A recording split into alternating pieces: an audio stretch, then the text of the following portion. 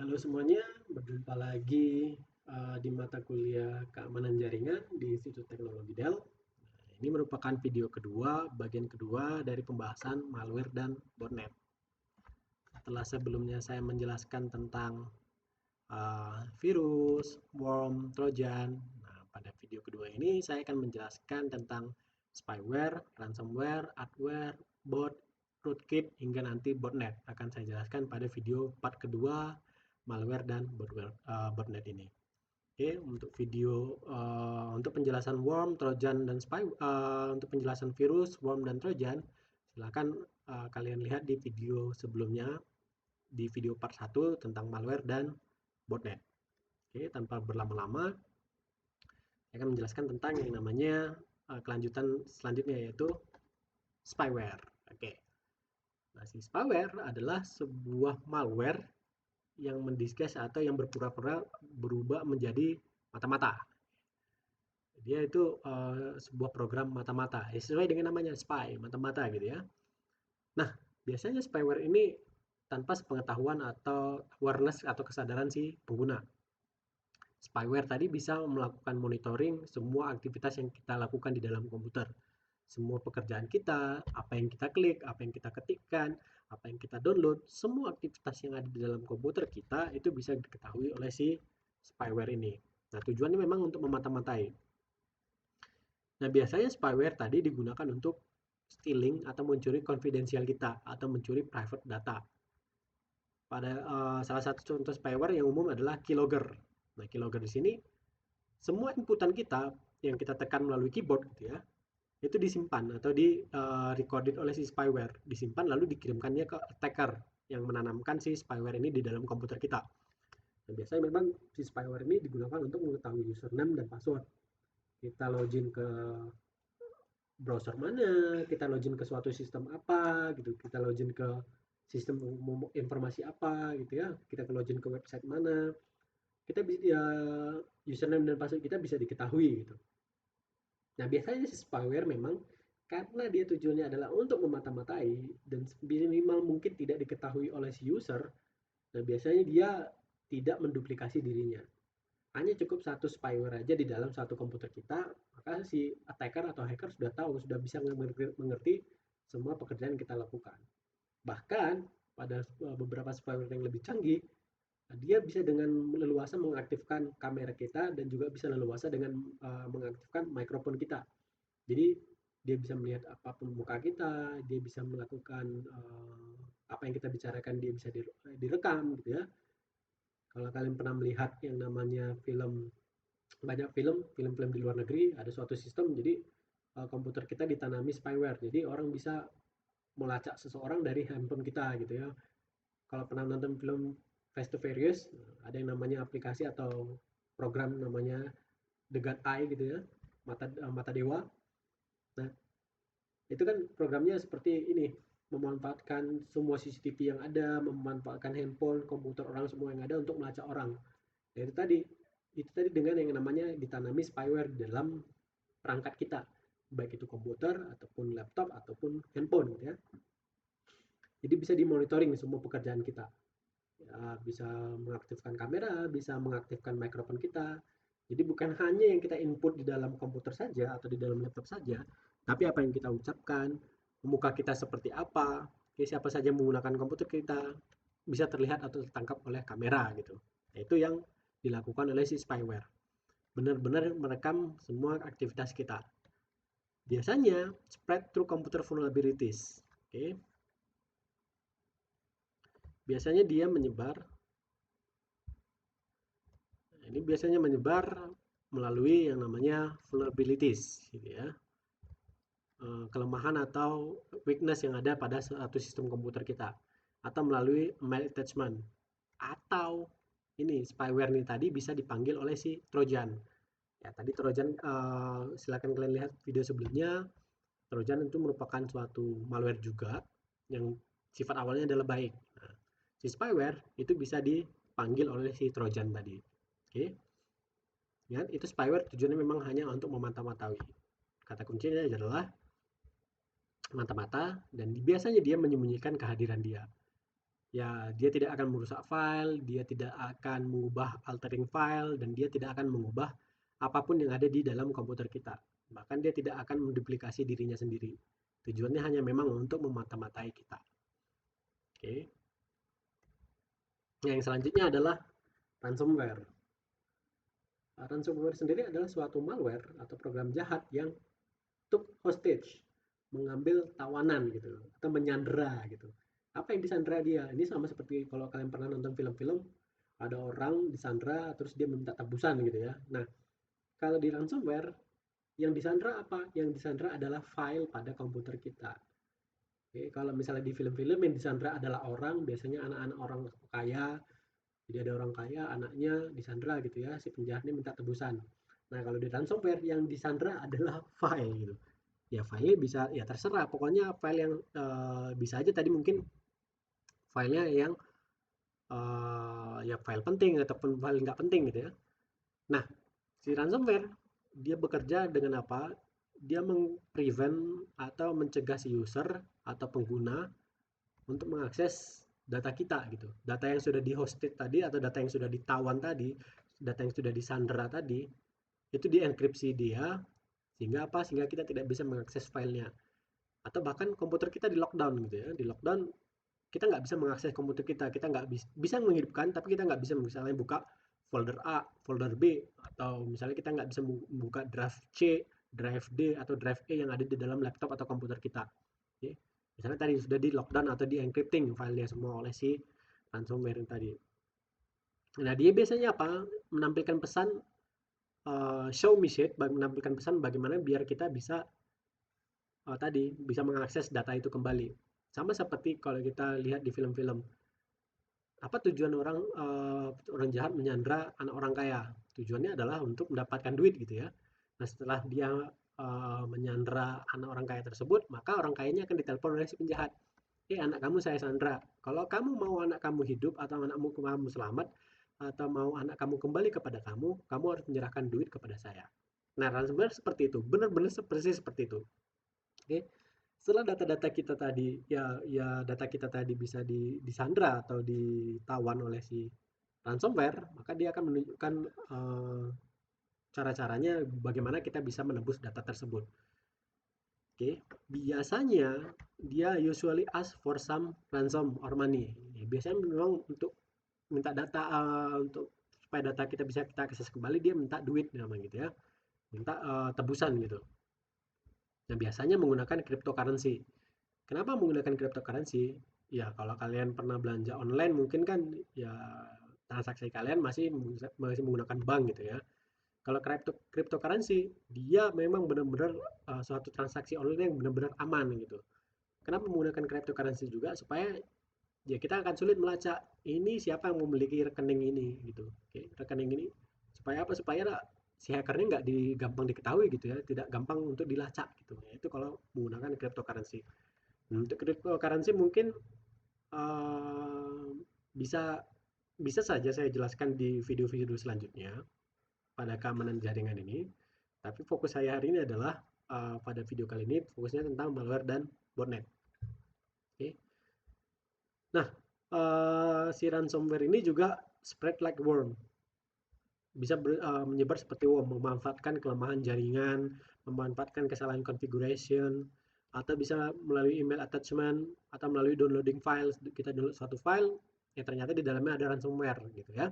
Nah, tahun 2017 itu pernah terkenal yang namanya WannaCry. Indonesia salah satu yang terkena. Nah, WannaCry ini sendiri tadi dia menyerang suatu komputer yang ya satu server yang 24 jam hidup terus gitu ya. Nah, di Indonesia kemarin ada beberapa instansi yang terkena. Yang salah satu yang terkenal adalah rumah sakit di Jakarta. Nah, rumah sakit ini kan datanya disandra. Data apa yang disandra? Data-data pasien. Oke, nah data pasien tentunya penting gitu. Nggak bisa sembarangan kita kehilangan data pasien gitu kan. Hingga apa?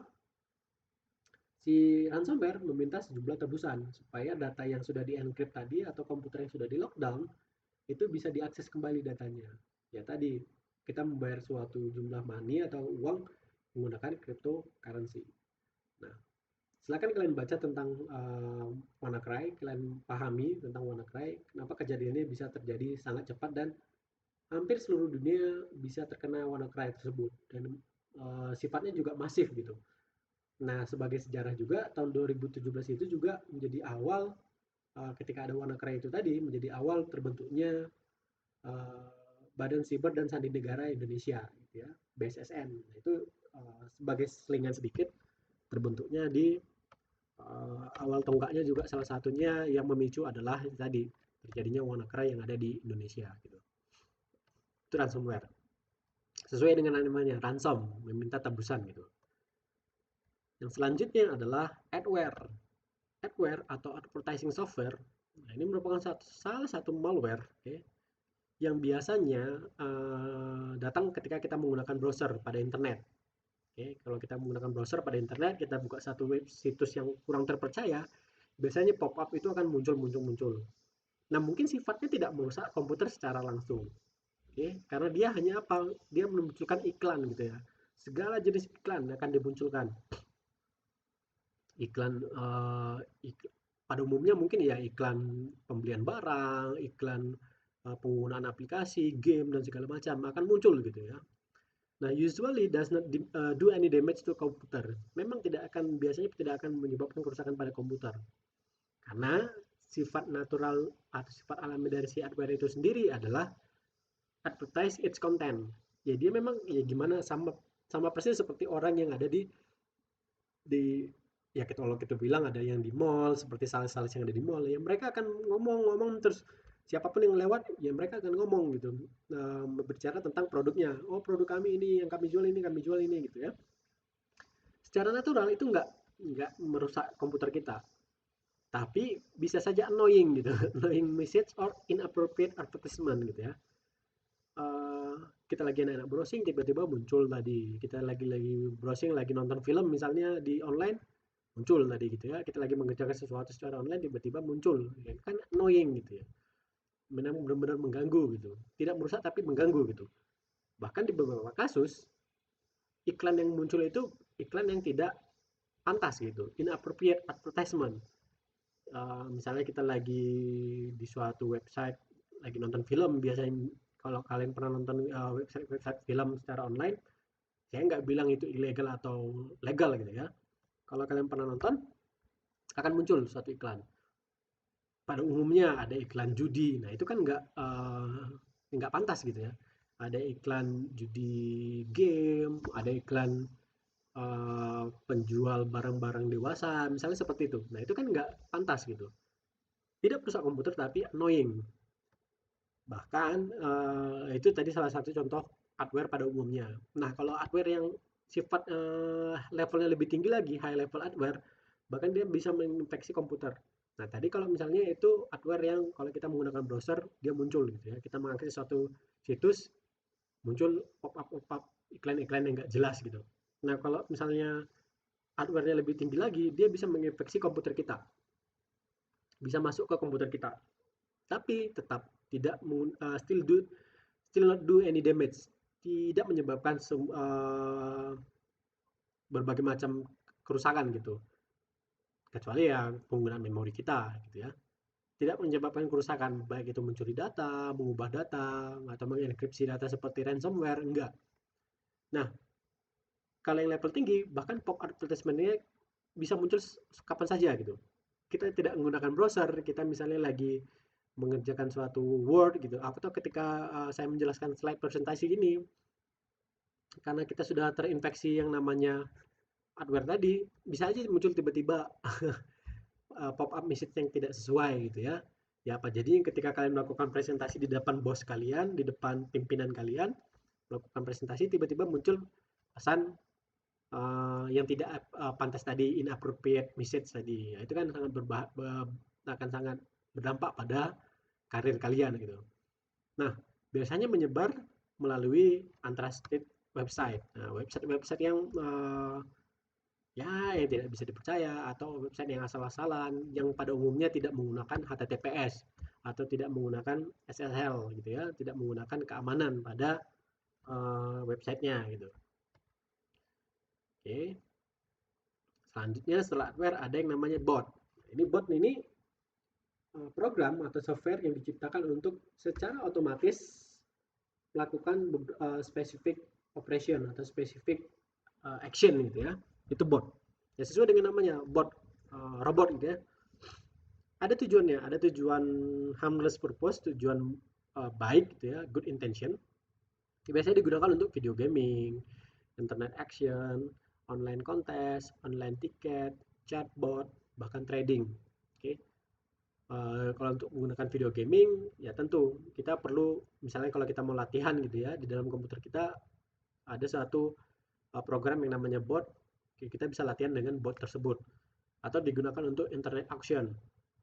Nah, internet auction ini atau lelang di dalam internet, biasanya ada orang yang menjual suatu barang, okay, suatu jenis barang, lalu akan banyak orang yang masuk atau menawarkan harga. Nah, kita bisa dengan otomatis kita setting si botnya tadi untuk bisa melakukan penawaran gitu. Atau ketika online kontes, atau ketika pencarian tiket murah gitu contohnya, itu bisa menggunakan bot atau chatbot. Chatbot di sini kalau kita buka suatu website, ya tiba-tiba ada message yang bilang welcome to our website gitu. Nah, ketika kita ketikkan sesuatu, misalnya seperti bertanya, nanti akan ada uh, jawaban secara otomatis. Nah, itu kan chatbot. Nah, itu tujuannya tadi baik. Memang tujuannya untuk apa? Untuk membantu si user atau pengguna dalam melakukan ya berbagai macam tadi. Ada yang bisa menggunakan video game, ada yang bisa menggunakan internet, chatbot, bahkan untuk trading atau saling tukar data gitu ya, atau tukar proses transaksi. Nah, itu bot kalau misalnya tujuannya good intention atau harmless purpose. Yang berbahaya adalah yang harm purpose atau bad intention. Nah, bot ini digunakan pada botnet. Use in botnet dikontrol atau dikendalikan oleh third party atau attacker. Untuk apa? Untuk menyerang menggunakan DDoS attack. Spam bot. Nah, ini spam bot ini biasanya dia itu bot yang digunakan untuk menggenerate email dan mengirimkannya ke email-email kita gitu. Spam bot ini bisa juga untuk mengumpulkan email kita dari internet. Oke. Terus dimasukkan ke database-nya, lalu si bot ini tadi, spam bot ini akan mengenerate email lalu mengirimkannya ke email yang sudah disimpan dia. Salah satunya mungkin email kita, oke. Lalu ada yang namanya web spider to scrape server data, crawling. Nah, di beberapa komputer atau di beberapa server ada yang Google melakukan indexing itu juga menggunakan yang namanya web spider. Bukan berarti Google tujuannya jahat, enggak. Itu tergantung bagaimana sih kita memaintain website kita sendiri. Nah, crawling di sini maksudnya website kita diambil datanya, diambil dalam artian di indexing gitu ya. Menggunakan yang namanya tadi web spider atau web spider atau crawler gitu ya untuk mengambil data kita dan melakukan indexing. Ya kalau misalnya Google kan sudah terpercaya data kita disimpan di Google. Bagaimana kalau ada orang ketiga gitu atau pihak ketiga atau attacker atau hacker yang memanfaatkan web spider untuk mengambil data yang ada di dalam website kita. Oke. Nah, tergantung tadi saya bilang tergantung bagaimana kita menangani website kita.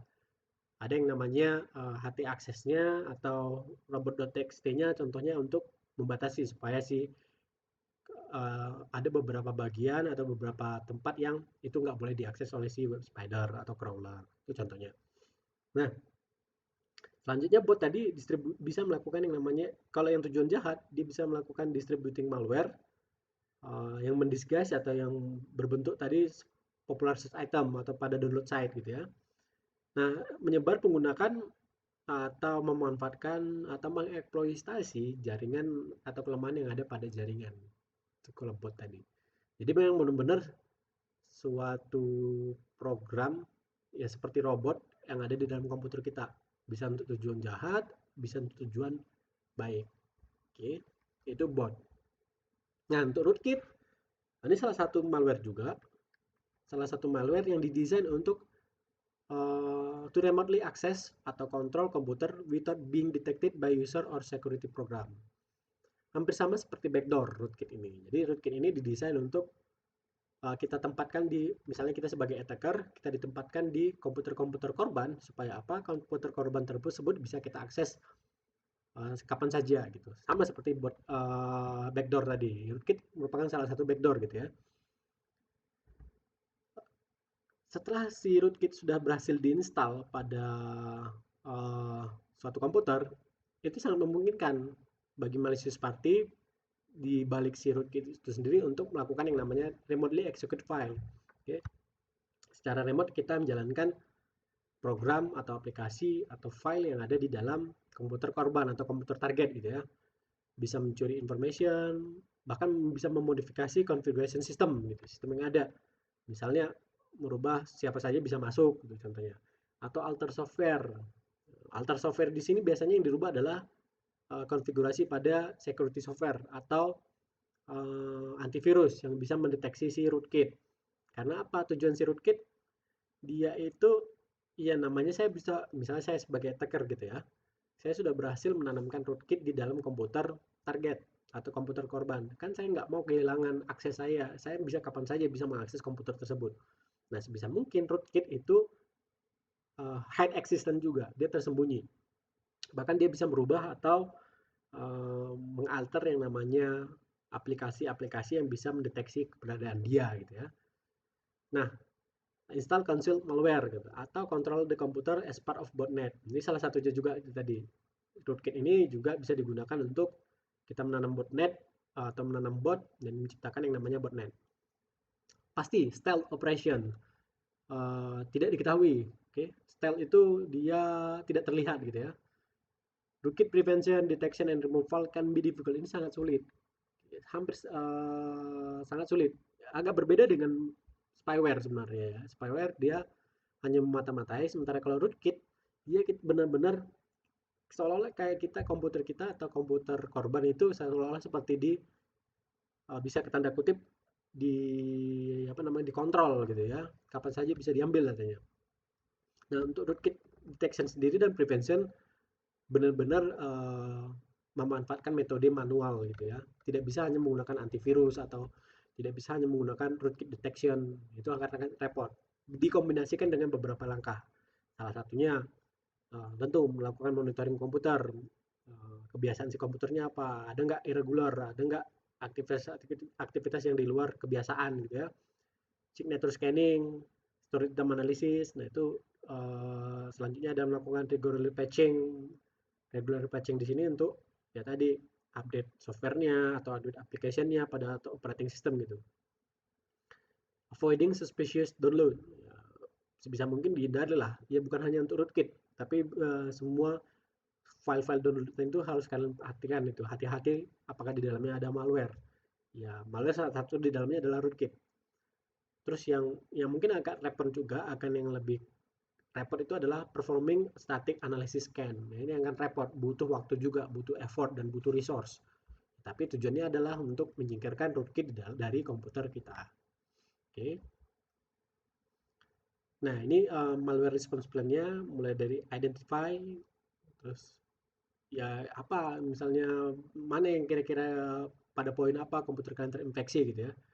Communicate, block, restore, recover, dan re-examine. Nah, itu yang terus biasanya malware response plan yang digunakan untuk ya tadi supaya komputer atau sistem yang kita bangun itu terbebas dari yang namanya malware gitu ya atau malicious software atau program jahat. Oke. Nah, ini botnet. Materi terakhir yang akan saya jelaskan di video ini. Robot and Network, disingkat sebagai botnet. Nah, ini collection of internet connected device. Perangkat-perangkat yang saling terhubung. Ya, bisa aja terdiri dari PC, laptop, server, mobile device, IoT device, perangkat IoT yang terinfeksi dan dikontrol oleh common type of malware gitu ya. Jadi tadi semua perangkat jaringan yang sudah saling terkoneksi semuanya terinfeksi yang namanya bot. Ya, itu bisa dikatakan sebagai botnet gitu semua. Kumpulan dari tadi perangkat-perangkat tadi dikatakan sebagai botnet. Biasanya user are often unaware, tidak sadar kalau misalnya komputer mereka telah terinfeksi yang namanya botnet tadi. komputer yang terinfeksi atau perangkat yang terinfeksi dinamai sebagai zombie. Nah, kenapa bisa dinamai zombie? Kita lihat. Infected device are controlled remotely. Okay. Dikontrol secara remote oleh threat actor atau hacker atau orang jahat gitu. Biasanya cybercriminalis. Tujuannya apa? Untuk perform specific function. Melakukan spesifik fungsi gitu ya, atau melakukan spesifik aksi gitu. Malicious operation stay hidden to the user. Tadi user nggak tahu kalau misalnya komputer dia sudah tercipta yang namanya botnet gitu. Nah, common attack by botnet contohnya ada send email spam, engage in click fraud campaign, generate malicious traffic, untuk apa namanya, untuk DDoS attack, terus yang namanya web application attack steal data. Itu common attack yang dilakukan oleh botnet. Nah, kita lihat arsitekturnya untuk lebih memahami. Nah, kalau si botnet sendiri usually spread through malware. Oke, ada malware yang menginfeksi komputer kita. Malware, botnet malware biasanya didesain secara otomatis untuk bisa melakukan scanning sistem untuk mencari korban-korban baru melalui kelemahan-kelemahan yang ada. Nah, attacker control the bot atau zombie menggunakan two different approach. Nah, jadi intinya tadi adalah botnet ada suatu attacker gitu ya, atau suatu hacker, dia banyak menanam yang namanya bot-bot di dalam komputer. Misalnya dia sudah menguasai atau menanamkan virus atau malware di dalam 100 komputer gitu. Di dalamnya terdiri dari komputer, PC, laptop, IoT, bahkan mobile phone tadi ada di dalamnya. Ada 100 perangkat yang sudah diinfeksi dia. Nah, 100 perangkat ini sudah bisa dikategorikan sebagai botnet. Perangkat ini secara fisik memang bukan dipunyai oleh si hacker, tapi si hacker bisa memanfaatkan 100 perangkat ini tadi untuk melakukan tindakan kejahatan. Oke, salah satunya apa? Dia menyuruh 100 server ini untuk menyerang misalnya server pemerintahan, bisa digunakan. Oke. 100 perangkat yang sudah terdiri dari botnet ini tadi, 100 perangkat yang termasuk dalam botnet ini tadi digunakan untuk dia memerintahkan, si attackernya memerintahkan untuk ya tadi menyerang suatu server yang tidak disukai dia contohnya, atau misalnya server pemerintah. Itu bisa digunakan untuk yang namanya apa? Ya untuk membajak suatu data, untuk mengelabui suatu data, oke.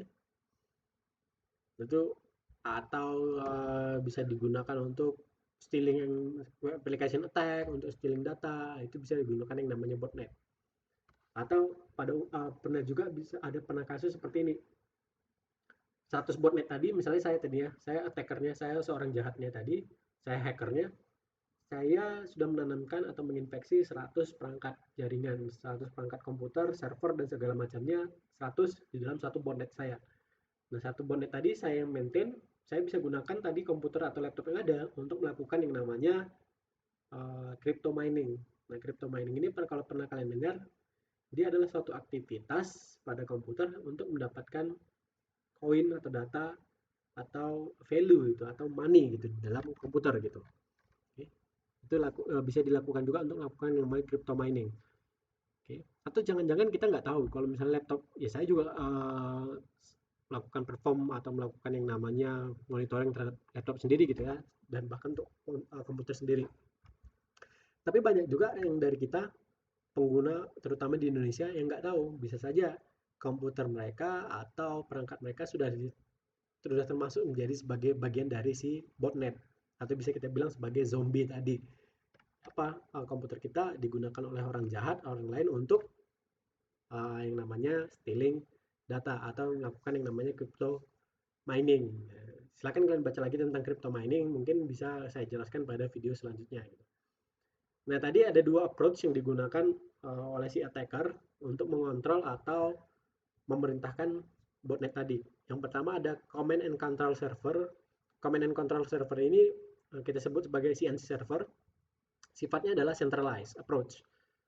Nah, bots are often programmed to remain dormant and wait command from CNC server before attacking. Oke. Jadi kalau kita lihat yang selanjutnya ada peer-to-peer botnet, decentralized, nggak ada pusatnya. Tetap ada satu komandonya, tapi nggak ada pusatnya gitu. Oke, kalau kita lihat, nah ini yang command and control server CNC. Nah, bot master di sini adalah ini hackernya. Hackernya mengakses CNC server. Oke, mengakses CNC server. CNC server ini nanti akan mengirimkan perintah ke bot-bot yang sudah terkoneksi di dalam dia. Oke, sifatnya centralized. Komennya langsung ada dari CNC. Oke, masing-masing bot di sini mendapatkan perintah dari orang yang sama, dari pihak pertama gitu. Dari pihak pertama yaitu langsung dari CNC server. Itu kalau yang approach yang pertama, pendekatan yang pertama yaitu command and control server. Yang kedua adalah peer to peer. Nah, peer to peer di sini ya sama, bot masternya tetap mengakses salah satu bot di sini, mengakses salah satu baik itu server ataupun PC ataupun laptop yang ada salah satu. Lalu dia menyebarkan yang namanya perintah. Menyebarkan perintah. Nah, masing-masing bot di sini nanti akan menyebarkan lagi ke perangkat-perangkat jaringan yang ada pada botnet itu sendiri. Bot satu misalnya, kita dapat perintah dari bos untuk menyerang ini, lalu disebarkan dia ke bot-bot selanjutnya gitu ya. Bot selanjutnya juga menyebarkan ke orang lain yang masih dalam botnet yang sama gitu. Nah, di sini bedanya antara counter sama command and control server dan peer to peer.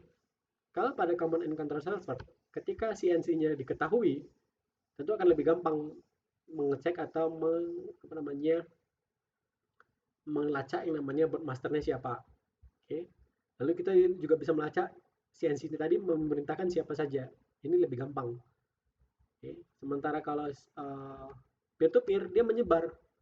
Satu orang menyebarkan ke orang lain menyebarkan lagi ke teman-teman yang lain di dalam botnet yang sama. Akan sangat sulit di sini untuk mencari siapa bot masternya. Siapa yang memerintahkan serangan tersebut gitu ya. Karena perintah bisa dapat dari siapa saja. Perintahnya itu bukan perintah langsung dari sumber pertama, tapi bisa dari sumber kedua, ketiga, dan keempat. Perintah yang sama gitu ya. Itu pada botnet. Nah, biasanya memang botnet ini orang attacker atau penjahat, hacker, dia biasanya menggunakan yang namanya peer to peer ini, melakukan pendekatan menggunakan peer to peer. Oke. Nah, uh, yang paling terkenal, salah satu yang paling terkenal juga adalah Mirai botnet. Oke, nah ini silakan kalian baca tentang Mirai botnet, bagaimana arsitekturnya. Di sini ada yang namanya bot master. Dia tetap menggunakan nama scan dan loader.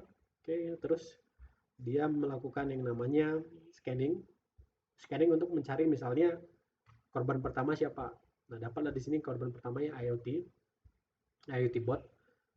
Setelah dapat pertama, lalu dia akan mengirimkan reporting kepada command and control server tadi. Oke. Setelah di report, baru diinfeksi lah.